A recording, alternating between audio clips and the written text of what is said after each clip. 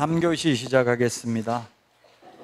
138페이지 제9절 자진신고자에 대한 감경 또는 면제 기준 등입니다.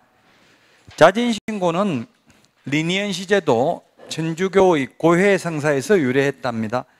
우리 공인중개사법에서는 자진신고 제도가 없습니다. 부동산 거래 신고 등에 관한 법률에서만 있습니다. 암기 프린트는 47번에 보면 있습니다.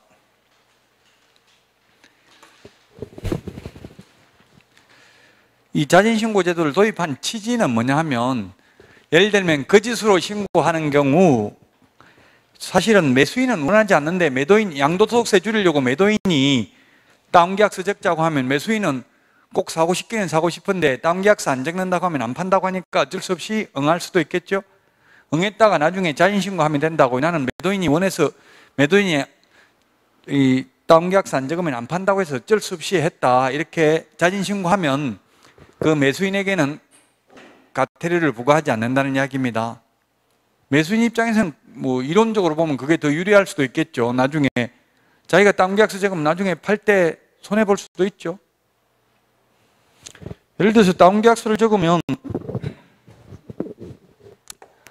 10억인데 지금 현실적으로 보니까 아직도 그 분양권의 경우에는 다운계약서를 많이 적고 있더라고요. 현업에서 분양권은. 왜냐하면 분양권 같은 경우는 지금 양도소득세가 얼마입니까? 6월 1일 이후에는 1년 미만인 경우는 70%죠. 양도소득세가.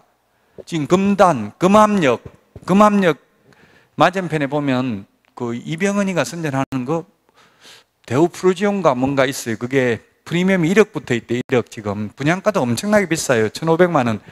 그 주변의 시세가 평당 가격이 800도 안 했었는데 지금은 뭐 좀 올랐겠지만 오르기 전에 분양했으니까. 근데 지금 피가 1억 붙어 있는데 이걸 팔면은 양도소득세가 70% 내면 세금 얼마 내야 돼요?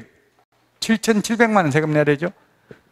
지방소득세 또 10% 내야 되잖아요. 그 7,700만 원이니까 이런 거는 어떤 형태로 다운계약서를 적느냐 하면 매수인이 양도소득세를 부담하기로 한다, 이렇게 한다고요. 그 우리 시험에 나올 수 있어요. 매수인이 양도소득세를 부담하기로 한다는 그 특약은 효력이 있다 없다. 만약 민법에서도 뭐 효력은 있죠. 유효합니다. 효력이 있다고요. 매도인이 꼭 양도소득세는 반드시 매도인이 내야 되는 거, 이거는 강행 규정은 아니라고요. 매수인이 내도 된다고요. 대기는 이론적으로는.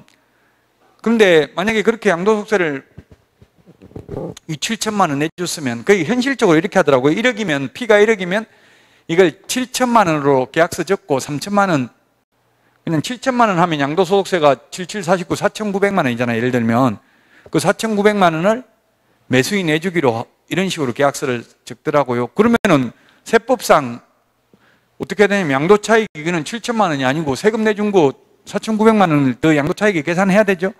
그럼 또 2차 양도소득세가 발생되고, 이게 결국은 법을 위반할 수밖에 없죠. 이게 논리적으로 따지고 들어가면. 이론적으로는 매수인이 내기로 해도 그 특약 자체는 무효는 아닙니다. 가능은 합니다. 그래서 이런 식으로 다운계약서를 적는 관행이 아직도 분양권인 경우는 많이 있습니다. 등기된 이후에는 다운계약서 잘 안 적던데, 만약에 10억인데 8억이라고 다운계약서 적었으면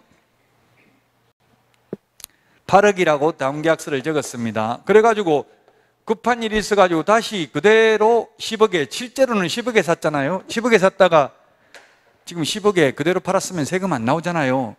근데 지금 1년 안에 팔면은 세금이 지금 몇 %인지 모르겠는데 갑자기 몇 %의 양도소득세가 1년 안에 팔면 70%의 분양권 아니라도 무조건 70%면 지금 우리 2억 남은 거잖아요. 이론적으로 서류상. 그러면 2억 남았으면 2714 1억 4천 세금 내야 되고요. 거기 지방소득세 1,400 하면 1억 5천 넘게 세금 내야 되죠. 그러면 이 매수인이 가만히 있겠냐고. 이렇게 나는 실제로 남은 거 하나도 없는데 폭로를 했어요. 그러면 나 실제로는 1억 주고 샀다. 근데 지금 남는 거 한 푼도 없는데 나 입증할 수 있다. 통장 보낸 것도 있고.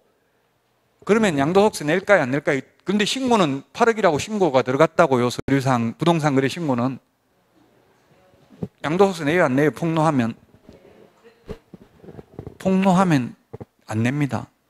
양도소득세는. 왜냐하면 세법은 실질과세 원칙이라고 진실에 의각해서 세금을 냅니다. 그 양도소득세는 안 냅니다. 진짜 10억 주고 산 게 맞다면. 단 그 대신에 거짓 신고했기 때문에 뭡니까? 취득가격의 5% 범위 내에서 과태료죠. 자, 그럼 5%는 오늘 10억에 5%는 얼마입니까? 5천만 원이죠. 5천만 원 과태료. 5천만 원이고 매도인 매수인 둘이 같이 거짓 신고했으면 각각 5천만 원씩 하면 1억.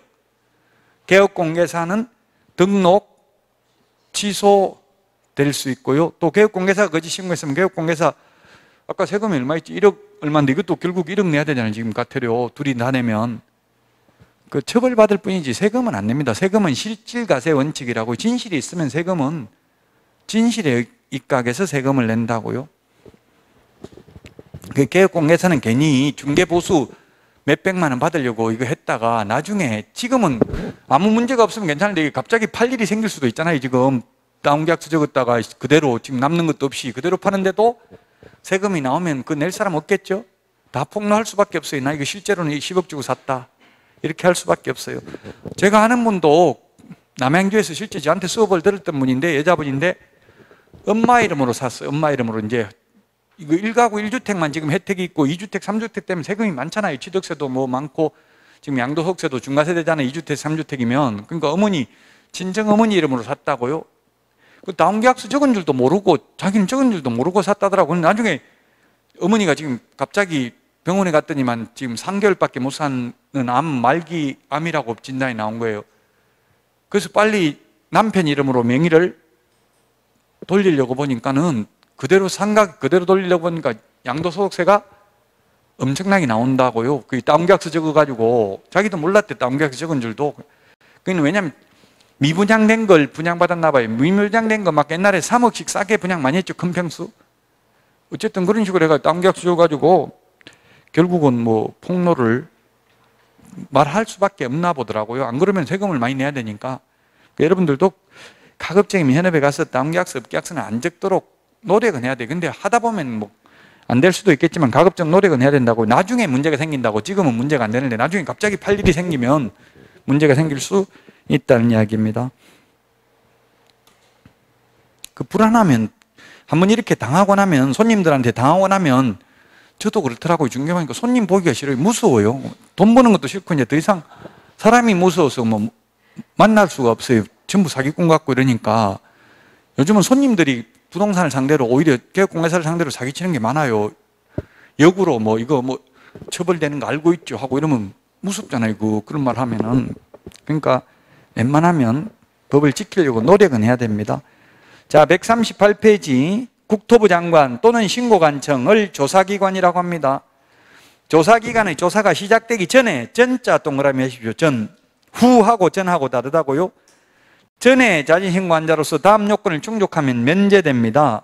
그 2번에는 조사 시작된 후 2번은 조사 시작된 후는 50% 깎아줍니다.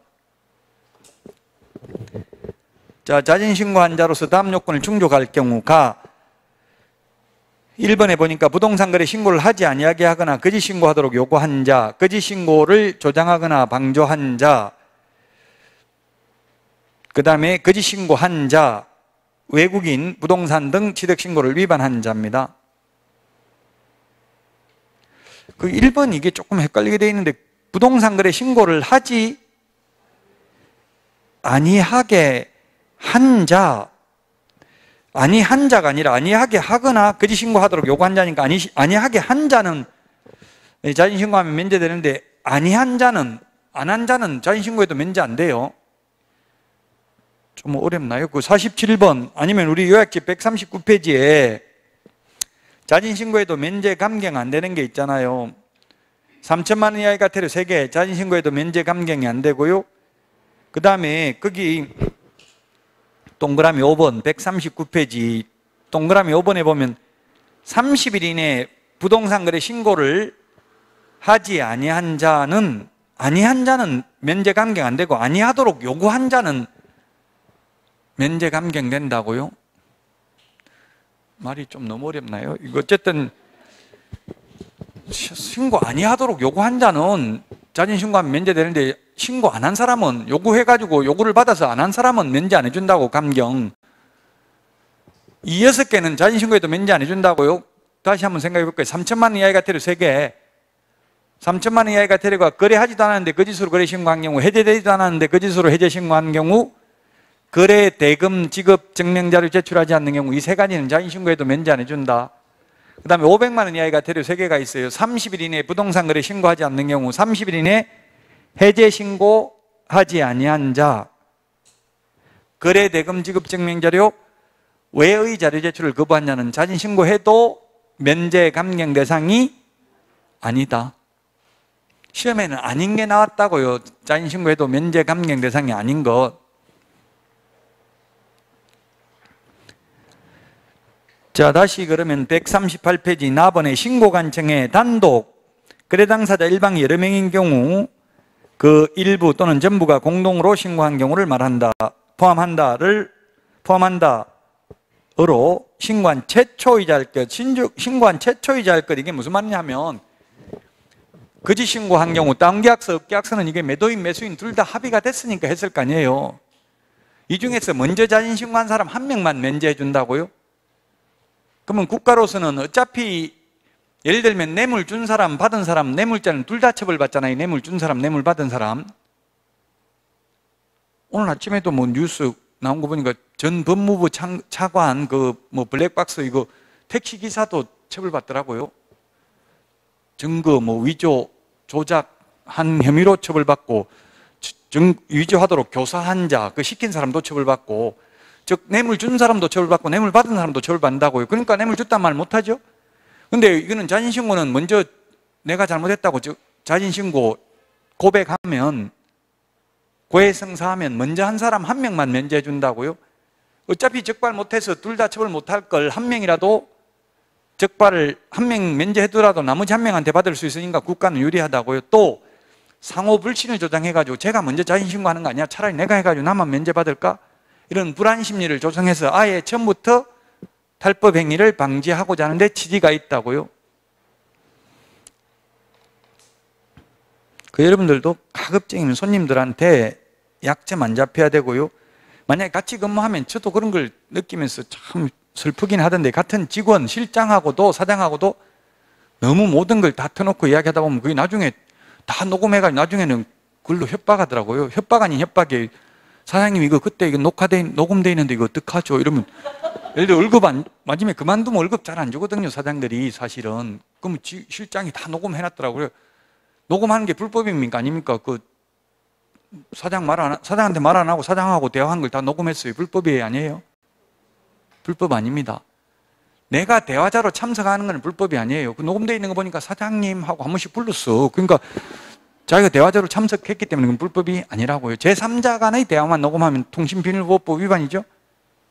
그 한마디 추임새를 내야 돼. 사장님 뭐 커피 드릴까요? 이런 거 한마디, 사장님 한마디만 하면 자기 목소리 들어가 있으니까 그건 불법이 아니라고요.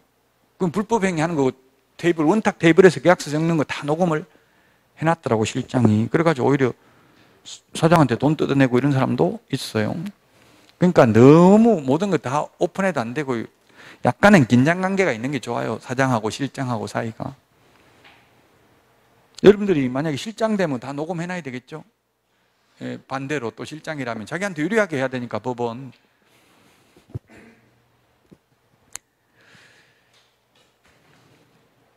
자, 그 다음에 위반 사실 입증에 필요한 자료 등을 제공하는 등 조사가 끝날 때까지 성실하게 협조하였을 것. 이런 거는 항상 미리 자진신고 하려고 맘먹으면 자진신고 안 하더라도 미리 항상 증거는 수집해 두어야 합니다. 저도 언제 한 30년 전에 알던 여자가 전화 와가지고 너 그때 왜 나한테 그랬어? 이러더라고. 뭔지도 기억도 안 나는데 그러면 왜 잘못했다 이러면 잘못했다 말하는 순간 그거 녹음돼가지고 그때부터 이제 협박 들어온다고. 잘못했다고 인정한 거잖아요, 벌써 말로. 그래서 지금 무슨 소리 하냐 이러니까 뭐 어쩌고 저쩌고 그 와이프한테 폭로할 수도 있다 그러더라고요. 잘 됐다. 안 그래도 이혼하려고 하는데 지금 폭로해라 그랬더니만 폭로 안 하더라고요. 거기서 막 쩔쩔매고 아이고 제발 말하지 마라, 큰일 난다 말하면 이러면 더 할 수도 있어요. 그게 몇십 년 지난 거 이미 공소시효 다 끝났는데 지금 와서 뭘 하겠다는 건지. 그러니까 조심해야 돼. 한번 인정했다면 잘못했다 그랬지. 그때 내가 미안했다 이 말 하는 순간 이제 그때 폭로할 수도 있다는 이야기예요. 누가 갑자기 모르는 사람 전화 와서 물으면 무조건 예예하지 말라고. 예예하다 보면은 넘어가요. 유도 질문에. 자, 그 다음에 조사 시작된 후에는 50% 깎아주고요. 2번 신고관청이 허위신고 사실 입증에 필요한 증거를 충분히 확보하지 못한 상태에서 조사에 협조하였을 것 하면 50% 깎아준다. 3번 가태료 감경 면제하지 아니한 경우입니다. 1번 자진신고 하려는 부동산 등의 거래계약과 관련하여 국세기본법 또는 지방세법 등 관련 법령을 위반한 사실 등이 관계기관으로부터 조사기관에 통보된 경우. 국세청에서 세금 탈세했다고 통보돼가지고 이제 자진신고해도 그런 경우는 어차피 적발되려고 하니까 자진신고할 수도 있잖아요. 국세청에서 통보가 왔기 때문에. 2번 자진신고한 날부터 과거 1년 이내에 자진신고를 하여 3회 이상 과태료의 감경 또는 면제를 받은 경우. 완전 상습범이죠. 3번이나 면제받고 4번째 자진신고하면 그런 경우는 자진신고해도 면제 감경 안 해줍니다. 동그라미 2번 그 밑에 박스 밑에 조사가 시작된 시점은 조사기관이 거래 당사자 또는 개업공개사 등에게 자료 제출 등을 요구하는 서면을 발송한 때입니다. 발신주의네, 도달주의가 아니고 발송한 때 이미 조사가 시작된 시점입니다. 자, 그 다음에 신고관청은 자진신고를 한 자에 대하여 과태료의 감경 또는 면제 대상에 해당하는지 여부, 감경 또는 면제 내용 및 사유를 통보하여야 한다. 4번 조사기관의 담당 공무원은 자진신고자 등의 신원이나 제보 내용, 증거 자료 등을 해당 사건의 처리를 위한 목적으로만 사용해야 하며 제3자에게 누설하여서는 아니 된다.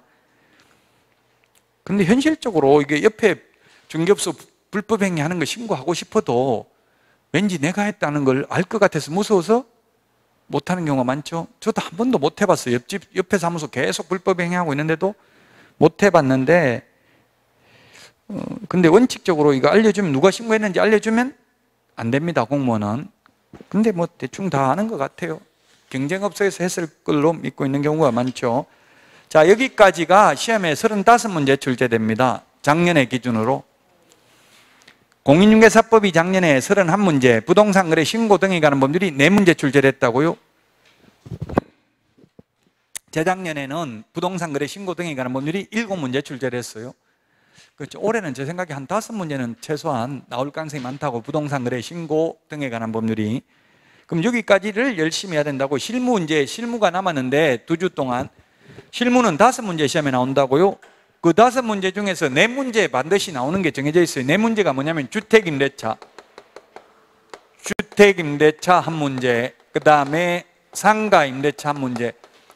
현업에서 뭐가 거래가 가장 많이 나오겠어요? 제가 1년간 빅데이터를 내봤어요. 주택매매, 주택임대차, 상가매매, 상가임대차, 토지매매, 토지임대차. 그 중에서 뭐가 가장 많이 일어나겠어요? 중개하는 거. 주택임대차더라고요. 주택임대차. 아직까지 우리나라 국민 50% 넘게 지금 임대차 계약하고 있어요. 살고 있어요. 지금 뭐 아파트 많은 것 같지만 아파트 비중이 50%밖에 안 됩니다. 지금 전국의 아파트 비중이 한 52% 정도 지금 되고 있다고요. 아파트가 52%인 나라는 세계적으로 아마 우리나라밖에 없을 거예요. 다른 나라도 전부 다 막 백오 신도시처럼 이렇게 아파트 돼 있는 줄 알았어요. 없더라고, 다른 나라는.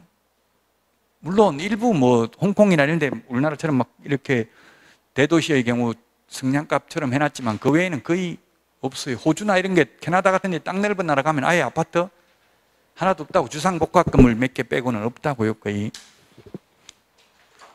어쨌든 주택임대차가 가장 많이 있으니까 이게 시험에 반드시 출제된다. 그 다음에 경매에 대해서도 한 문제 해마다 나오고 있고 한두 문제. 그 다음에 매수 신청 대리. 지금 5문제가 나오는데 이렇게 4문제는 정해져 있고요. 나머지 한 문제 맞추려고 이제 공부하는 게 뭐냐면 장사 등에 관한 법률, 분묘기지권, 법정재산권, 부동산 등기특별조치법, 부동산 실권리자 명의등기에 관한 법률, 농지법 또는 확인설명서 작성 요령 이런 것들을 합니다. 어렵게 내려면 실무를 많이 내면 어려워요. 모든 과목이 다 실무될 수 있죠. 실무하려고 다른 과목 배우는 거잖아요. 공법이나 뭐 민법이나 다른 과목도 실무에 낼 수 있습니다. 학개론도 2차 과목 세법이나 공법이 학개론에 나오잖아요, 시험에. 마찬가지로 실무도 민법도 낼 수 있는 게 실무입니다. 그래서 실무는 이 4개 위주로 보시라고. 이 4개에서만 4문제 맞추면 거의 공인중개사법 80점 받는 데는 아무런 지장이 없다. 자, 그러면 142페이지 이 앞에는 별 결론은 중요하지 않다는 이야기입니다. 앞에 실무 앞에 부분은 총칙 및 중개계약인데 양가로 1번 중개 실무가 뭔지 법에 없습니다. 실무의 용어 정의가 없습니다. 그 학자들이 주장하는 거는 실무는 뭐냐면 중개계약부터 거래계약 성립 시점까지만 실무로 봤습니다. 학자들은. 그 계약 성립되고 나면 그 이후에 일어난 거는 실무가 아니기 때문에 중개 업무가 아니기 때문에 개업공개사가 책임 안 져도 된다는 취지였어요. 옛날에 학자들이 주장하는 거는. 근데 최근에 판례는 이행 업무도 예를 들면 뭔 이야기를 했냐면 개업공개사가 세입자가 자꾸 와가지고 계약해놓고도 불안해가지고 이거 나중에 보증금 떼이는 거 아닙니까? 뭐 집값 내려가 버리면 보증금 이거 떼이는 거 아닙니까? 불안해 하니까 개업공개사가 확정일자만 받으면 보증금 확실하게 받아 나올 수 있습니다. 걱정하지 마세요. 이렇게 이야기했어요. 근데 임차인이 그 녹음했어요. 꼼꼼한 사람이죠. 그렇게 말한 거 확정일자만 받으면 된다는 말을 녹음했다고요. 그랬는데 이사 가는 날 전입신고하고 이사하고 확정일자 받는 날 주인이 은행에 융자를 받아버렸다고요. 건저당 설정이 됐다고요. 그날. 그럼 나중에 경매 넘어가면 누구부터 받아요? 건저당권자는 당일날 효력이 발생하고 임차인은 전입신고한 다음 날이잖아요. 그래서 보증금 못 받아서 다 받는다고 했는데 개업공개사가 판례는 개업공개사 손해배상 해야 된다. 다 받는다고 말했으니까 녹음을 해서 그래요. 그거 다 받는다. 그걸 적어주진 않았어요. 확인설명서에. 확인설명서에는 우리 뭐 적어요? 그냥 건저당 채권 최고액 얼마 있다 이런 것만 적죠. 그 계약하기 전에 대출을 했으면 개업공개사 책임이 있는데 계약하고 나서 이사 가는 날 했기 때문에 개업공개사 책임이 없다고요. 근데 무조건 다 받는다 이 말을 했기 때문에 책임이 있죠. 그럼 어떻게 말해야 돼요? 확정일자 받으면 웬만하면 받을 수 있습니다. 뭐 이런 식으로 거의 받을 수 있습니다. 거의 이렇게 말했으면 상관없는데 무조건 받는다 했기 때문에 책임져야 된다고요? 그런 거 확답을 하지 말라고. 그러니까 물으면 뭐 이 가압류돼 있는데 이거 말소 어떻게 하죠? 이러면 그 책임지고 내가 말소해 줄게요. 이런 말을 하지 말라고요. 노력은 해보겠다. 이런 말을 하는 거는 괜찮아요. 최대한 노력해 보겠다. 그런 걸 뭐 노력 해도 안 되면 할 수 없지만 책임지겠다. 그런 말 해가지고 문제가 됐다는 이야기입니다. 자, 시험에는 거의 안 나오는데 앞에 아까도 말씀드렸지만 실무 과정은 뭡니까? 우리 실무하려면 맨 먼저 의뢰 접수하죠. 의뢰 접수가 뭡니까? 손님들이 와서 우리 집 팔아주세요, 사주세요. 이게 의뢰 접수죠. 그리고 나서 이제 중개 활동 업무 계획을 수립하고요. 실무상 중요한 거는 조사 확인입니다. 조사 확인. 권리관계라든지 기본적인 사항이라든지 면적이 얼마 되는지 이런 거 확인을 하는 게 가장 중요하고 실무상은. 그 다음에 실무상 시험에 나오면 확인 설명하는 게 조사 확인하는 게 중요하고요. 돈을 많이 벌려면 뭘 잘해야 돼요? 중개활동, 판매활동, 마케팅을 잘해야 되죠. 근데 시험에는 중개활동 안 나온다고요. 마케팅, 판매 못해가지고 망하면 망한 개업공개사 한 명만 피해보지 일반 국민들이 피해보는 건 아니잖아요. 우리 이 법은 개업공개사를 위해서 있는 게 아니라 국민들을 보호하기 위해서 있다고요. 의뢰인들을 보호하기 위해서. 그래서 마케팅, 판매 활동은 시험에는 거의 안 나온다. 중개 완성은 뭐가 중개 완성입니까? 우리 집 팔아주세요 했는데 팔리는 게 중개 완성이잖아요. 새 얻어주세요 했는데 새 얻어주면 임대차 계약이 성립하면 계약이 성립하면 그게 중개 완성이라고요. 자, 맨 밑에 그 부동산 중개의 3요소 이게 법조문에 있는 게 아니니까 이게 어렵다고요. 시험에 2번 나왔어요. 이때까지 32번 시험 봤는데 2번 출제됐다고. 1회 때 한 번 하고 한 10년 전에 한 번 나왔어요. 중개의 3요소가 아닌 것. 개업 공인중개사, 중개 의뢰인, 중개 대상물 뭐 외에 중개사무소, 뭐 예를 들면 이를테면 이런 거가 3요소가 아닙니다. 이게 시험에 이제는 안 낼 겁니다. 왜? 법조문에 없는데 따지면 왜 중개사무소는 3요소 아니냐 이렇게 따지면 논리적으로 대답할 길이 없죠. 학자들의 주장이라고요. 3요소가 개업, 공개사, 중개, 의뢰인, 중개사물이 3요소다. 시험엔 2번 출제됐다. 143페이지 맨 위에 그 거래계약하고 중개계약을 구분해야 됩니다. 이거 구분 못해요. 일반인들은. 중개계약, 거래계약 중에서 뭐부터 먼저 합니까? 중개계약이 먼저죠. 시험에 출제됐다고요. 중개계약이란 거래 당사자 간에 맺는 계약을 말한다. X죠? 중개계약은 의뢰인하고 개업공개사하고만 맺는 게 중개계약이라고요. 중개계약 또는 중개의뢰계약입니다. 우리 집 팔아주세요. 예, 팔아드리겠습니다. 사주세요. 사드리겠습니다. 살 사람 소개시켜드리겠습니다. 이게 중개계약이라고요. 거래계약은 중개가 완성됐을 때 매매계약, 교환계약, 임대차 계약 이런 게 거래계약이죠.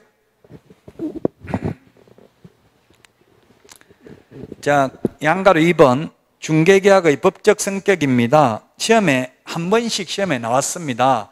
32년 동안 민법 내용입니다. 중개계약은 요물, 요식계약이 아니라 불요식, 낙성계약입니다. 청약과 성낙의 의사표시로 이루어지는 거죠. 우리 집 팔아주세요. 예, 팔아드리겠습니다 하면 성립하는 거라고 따로 뭐 문서로 해야 되고 이럴 필요는 없죠. 민법 시험에 문서로 해야 된다, 서면으로 해야 된다 무조건 X입니다. 청약, 취소, 철회 뭐든지 해지, 해제 뭐 전부 다 말로 해도 된다고요. 민법에 구두로 서면으로 해야 된다, 문서로 해야 된다, 민법 지문 무조건 X라고요. 우리 시험 범위에 들어가는 거는. 우리 시험 범위에 안 들어가는 거는 징족, 상속법 같은 데는 문서로 해야 되는 것도 많이 있죠.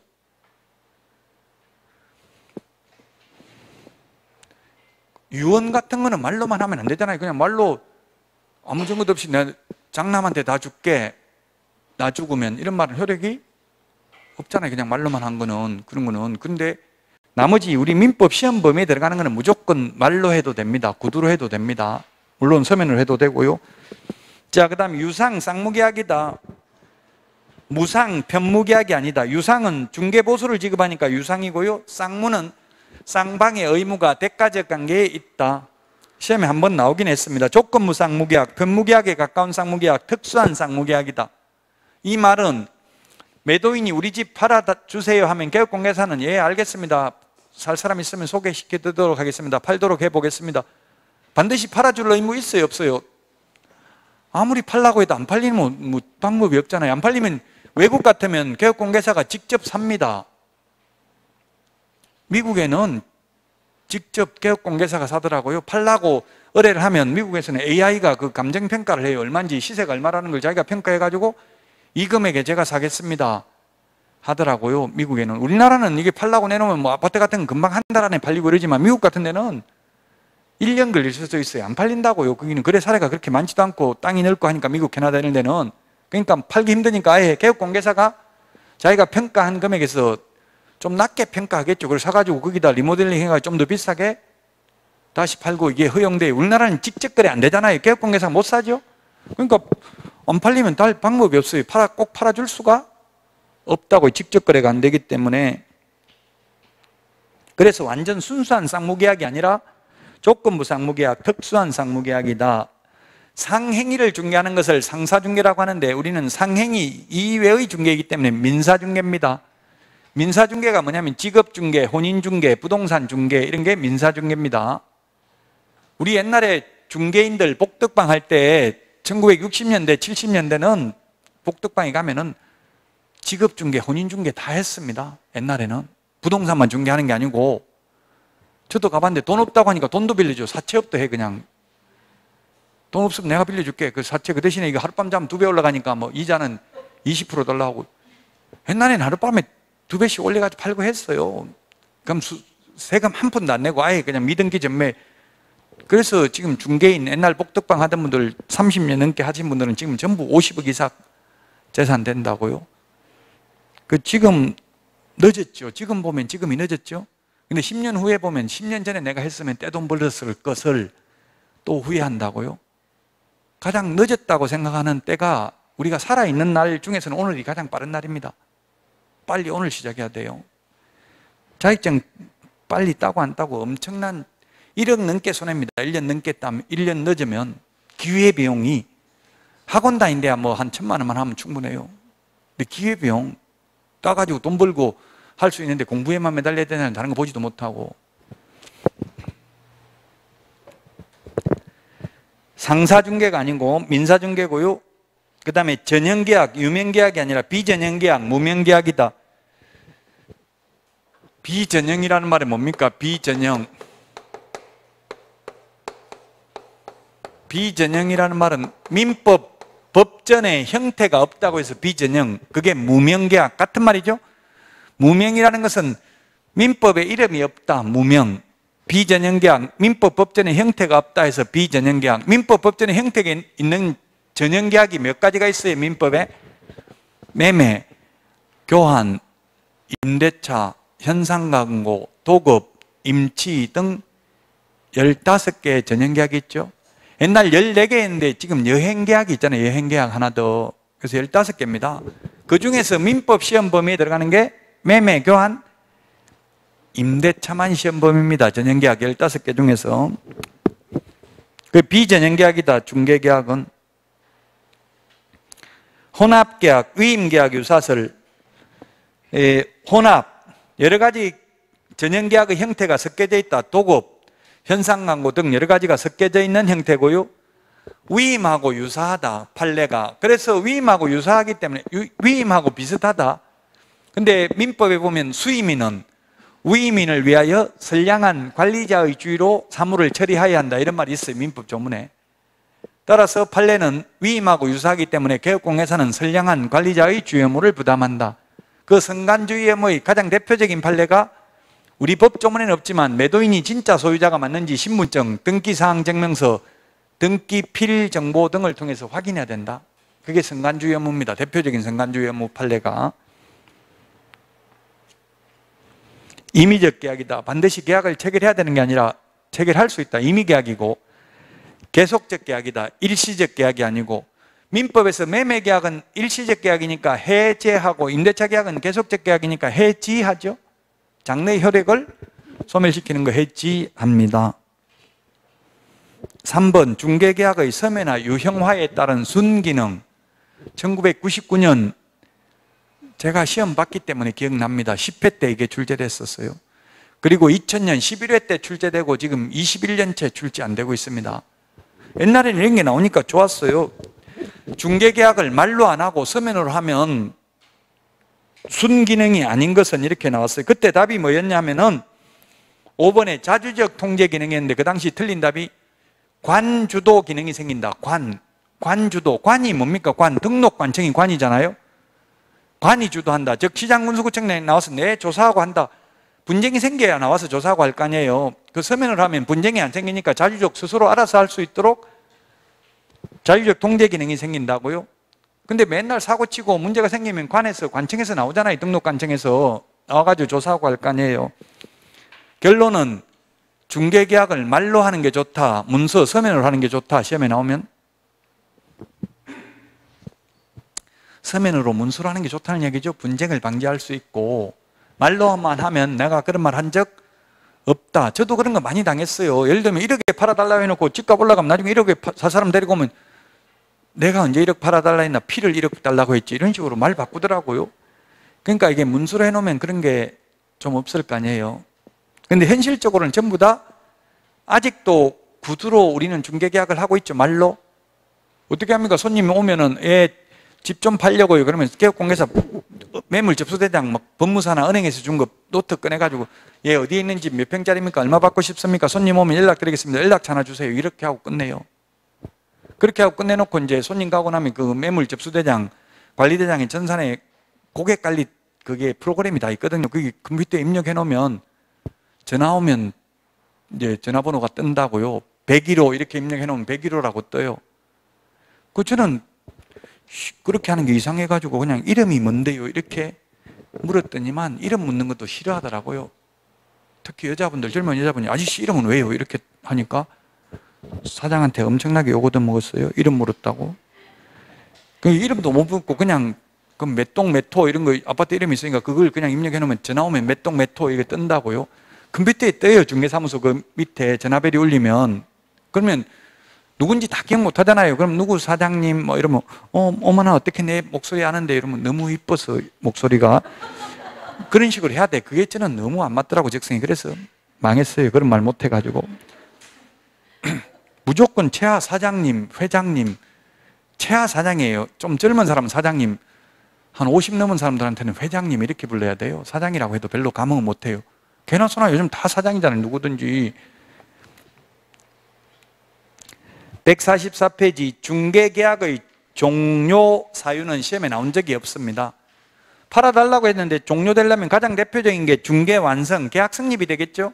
팔리는 게 중개 완성입니다.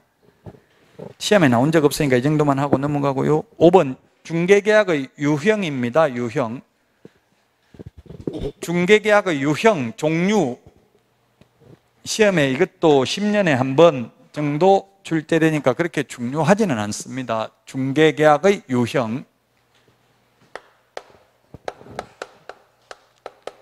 종류죠, 종류, 유형. 1번, 일반 중개계약. 일반 중개계약 또는 보통, 우리나라에서 보통 이루어지고 있다고 해서 보통 중개계약 또는 영어로는 오픈 리스팅이라고 합니다. 오픈 리스팅.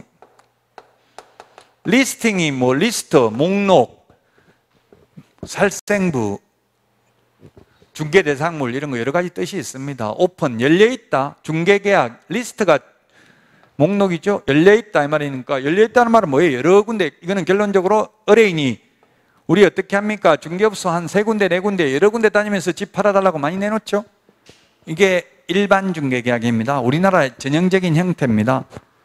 자, 근데 독점 중개계약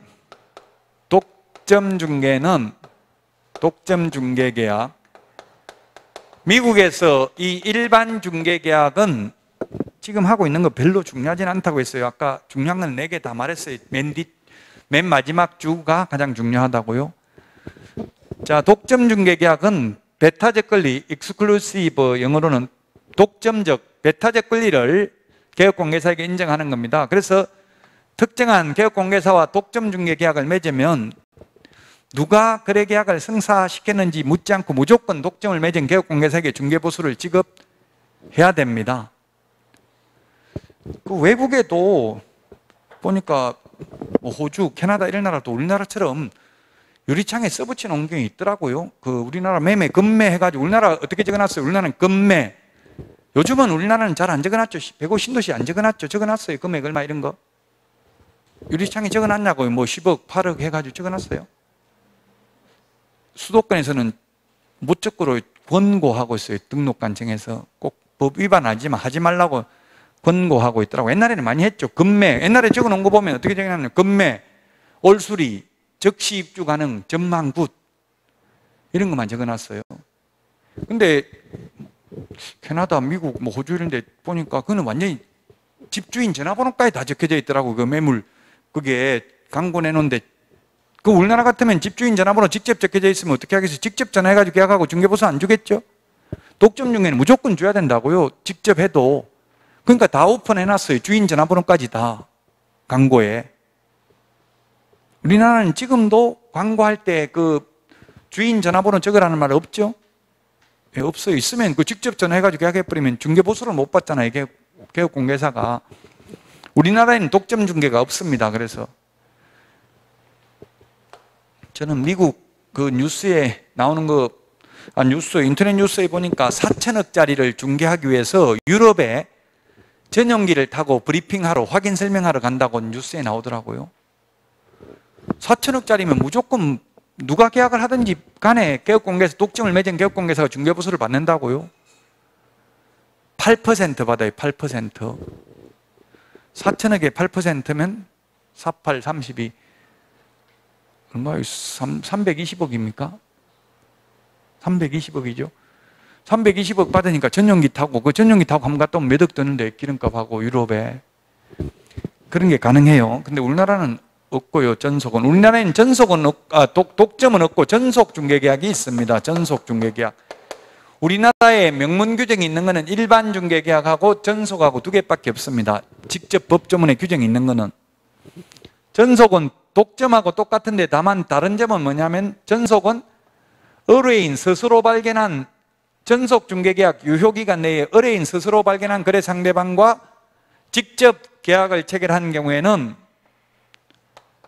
중개보수 100% 지급해야 된다. 50% 지급해야 된다. 답이 뭡니까? 전속 중개계약을 체결했는데 스스로 발견한 상대방과 직접 계약을 한 경우 의뢰인은 중개보수를 50% 지급한다. 100% 지급한다. 답은 0% 지급한다. 한 푼도 중개보수 안 줍니다. 단지 비용만 준다고. 비용, 소요된 비용. 그 비용의 최고 한도가 중개보수의 50% 범위 내에서 개업공개사의 소요된 비용을 지불하되 사회 통념상 상당하다고 인정하는 비용만 준다고요? 시험에 위약금 50% 준다, X. 중개보수 50% 지급한다, X로 출제됐다고요? 비용만 준다고요, 스스로 발견한 경우. 근데 비용의 최고 한도가 중개보수의 50%입니다.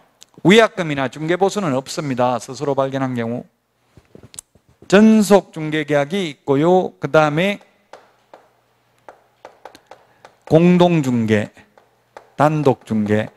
공동중개, 단독중개에 대해서도 우리 법조문에 규정 없습니다. 그 다음에 순가, 정가, 정률 중개계약이 있습니다. 이 세 개 1번부터 3번은 개업공개사와 의뢰인의 권리, 의무에 따라서 분류하는 방식이기 때문에 독점 중개이면서 전속 중개일 수 없고 일반 중개계약이면서 전속 중개계약일 수는 없습니다. 그러나 일반 중개계약이면서 공동 중개일 수 있고요. 전속 중개이면서 단독 중개일 수도 있습니다. 공동 중개이면서 단독 중개일 수는 없죠. 이 두 개는 서로 양립할 수 없는 거고요. 또 순가 중개이면서 전속 중개일 수 있고 순가 중개이면서 일반 중개계약일 수도 있습니다. 순가, 정가, 정률 이 세 개가 같이 될 수는 없죠. 동시에 순가하면서 정가는 가능할 수도 있겠네요. 자, 공동중개는 법에는 우리 공인중개사법에는 없지만 둘 이상의 개업공개사가 개입되어서 거래를 성사시키는 것을 공동중개라고 합니다. 혼자 사는 게 단독중개입니다. 현업에서는 단독중개 양타 쳤다. 공동중개 저 인천에 가니까 오늘 쪽 한 건 했습니다 이러더라고. 쪽 한 건 했습니다 이러길래 뽀뽀인 줄 알았어요. 쪽 했다고 하길래. 근데 그게 아니고 한쪽밖에 못했다. 한쪽한테만 중개보수 받는다. 즉 공동중개했다 이 뜻이더라고요. 공동중개 쪽 한 건 했다. 그 공동중개를 하면 중개보수를 어떻게 받아야 된다는 규정이 있어요 없어요? 우리 공인중개사법에 규정 없습니다. 보통 그래서 우리 거래 간행은 아파트 같은 거는 공동중개하면 매수측 개업공개사는 매수인한테, 매도측 개업공개사는 매도인한테만 받아요. 그 지역별로 관행이 조금씩 달라요. 저는 25억짜리 다가구 주택 통매매를 했는데 매도측 개업공개사는 5천만 원 받아요. 매수측은 법정보수만 받아요.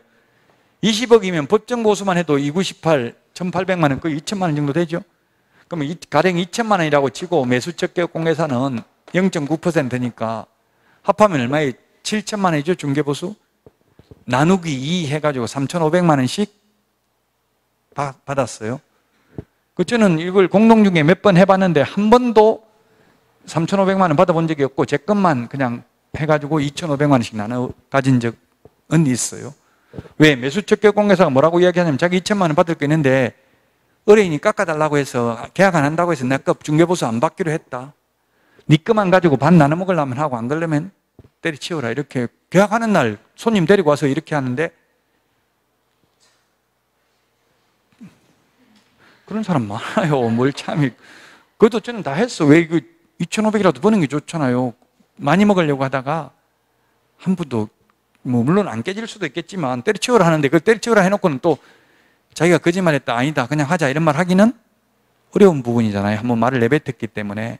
어쨌든 이렇게 벼랑 끝 전술을 많이 해가지고 많이 당했어요.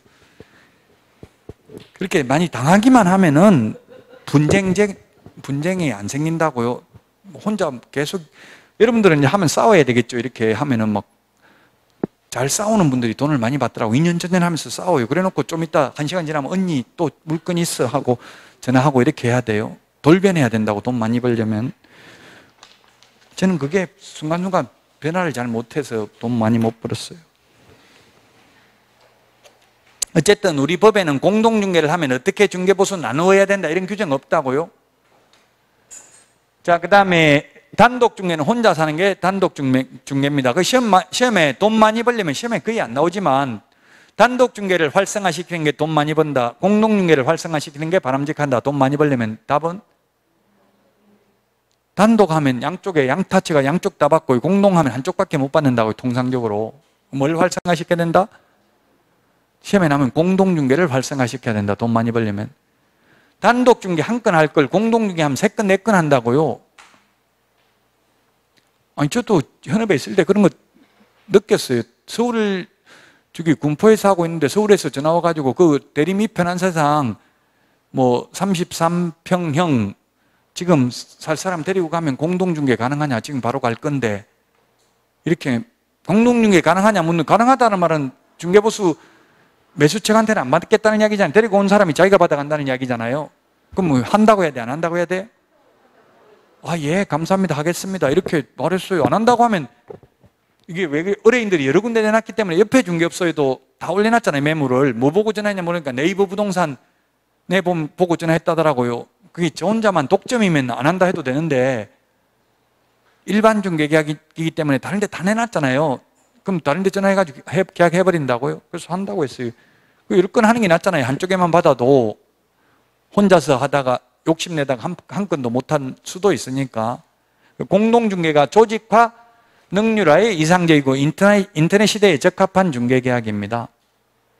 지금은 현업에서도 아파트의 경우 공동중개가 굉장히 활성화되어 있습니다. 정보망을 통해서 현업에서 실질적으로. 토지나 뭐 이런 거 상가 같은 거는 공동중개가 그렇게 활성화되어 있지는 않습니다. 자, 순가중개는 뭐냐면 순가. 의뢰인이 의뢰 가격을 먼저 제시합니다. 10억만 입금시켜 주세요. 입금가 10억. 더 받는 거는 개업공개사님 다 먹어도 좋습니다. 이게 순가중개계약이라고요. 현업에서 인정작업 이런 말 많이 합니다. 인정작업. 입금가 얼마만 입금시켜주고 나머지는 더 받아서 다 먹어도 좋다. 그런 약속만 했다고 당연히 이 법에 위반되는 것은 아닙니다. 그러나 실제로 초과해서 받으면 위반입니다. 왜? 초과해서 받으면 우리 공인중개사법 제33조 제3호 중개보수 또는 실비를 초과해서는 어떠한 명목으로라도 금품을 받아서는 아니 된다고 돼 있죠. 초과해서 받아야 위반이고 미수범을 처벌한다는 규정은 없기 때문에 약속만 했다고 당연히 위반은 아닙니다. 정가라는 것은 정해진 금액을 받는 게 정가중개입니다. 지금 현업에서는 분양권의 경우 정가중개하고 있습니다. 현업에서. 지금 분양권은 무조건 100만 원 달라고 그래요. 서울은 또 무조건 300만 원 달라고 이런 게 있더라고요. 분양권은. 정해진 금액을 받는 게 정가중개라고요. 지금 우리 시도조례나 국토교통부령에는 0.9, 뭐 0.9% 범위 내에서 당사자 협의해가지고 퍼센트를 정하고 있죠. 정률 중에다 일정한 율을 받는 게, 일정한 금액을 받는 게 정가중개입니다. 우리 법에는 없습니다. 이건 법에 있는 거는 전속하고 일반 중개계약만 법률에 규정하고 있다고요.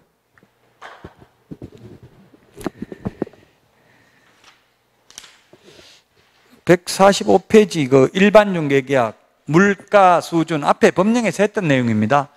물가 수준, 우리 암기 프린터는 10분에 있죠. 물가 수준 4가지 사항을 기재한 일반 중개계약서 작성을 요청할 수 있다.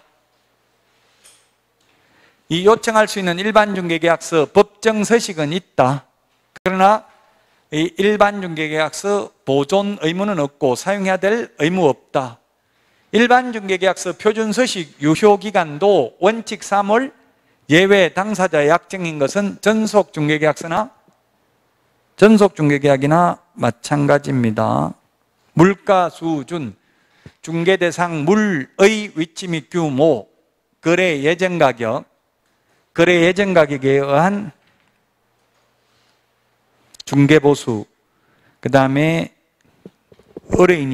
개업공개사 의뢰인이 준수해야 될 사항, 암기 프린트 10번에 있습니다. 물가 수준, 시험에는 거의 안 나온다고 미리 말씀드렸죠. 여기까지는 물가 수준 4가지 사항을 기재한 일반 중개계약서 작성을 요청할 수 있습니다.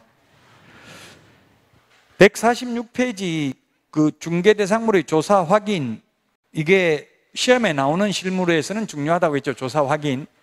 조사 확인하는 거에 따지고 보면 이것도 주택임대차, 상가임대차 이 권리관계도 조사 확인에 들어가요. 사실은 권리관계 확인해야 되잖아요. 대항력 있는 임차권이 있는지, 뭐 건전한권이 설정되어 있는지, 이것도 사실은 전부 조사 확인해야 될 내용에 들어가는 내용입니다.